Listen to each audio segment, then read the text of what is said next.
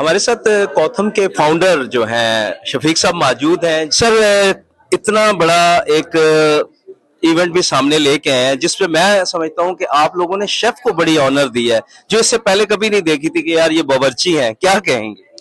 जी बहुत शुक्रिया, thank you very much. आज यहाँ आप जहाँ खड़े हैं यहाँ कॉन्वोकेशन था जो अभी खत्म हुआ है, और कॉथम पाकिस्तान के पूरे पाकिस्तान में कोई 25 से ज्यादा अदारे हैं और हम स्किल डेवलपमेंट पे काम करते हैं, जिसमें ओवरऑल टूरिज्म, हॉस्पिटैलिटी, कलनरी, तमाम शोबों के लोगों को हम एजुकेट करते हैं, ट्रेन करते हैं और सर्टिफाई करते हैं। ये हमारा रोल है और अल्हम्दुलिल्लाह 25,000 बच्चा हमारे पूरे निज़ाम में पढ़ रहा है। मकसद हमारा ये है कि जो यंग लॉट है पाकिस्तान की 65% के करीब, ये हुनर की तरफ आए, ये स्किल्स की तरफ आए।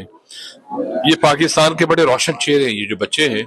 आपने देखा है कि आज जो तकरीबन 200 बच्चों ने यहाँ से सर्टिफाई हुए, उनमें से 90% बच्चे, मिनिस्टर साहबा ने सबसे एक एक करके पूछा, 90% बच्चे ऑलरेडी सर्टिफिकेट लेने से पहले काम कर रहे हैं और 5 स्टार होटल्स के अंदर जॉब्स कर रहे हैं, रेस्टोरेंट्स के अंदर जॉब कर रहे हैं, केटरिंग कंपनीज में काम कर रहे हैं।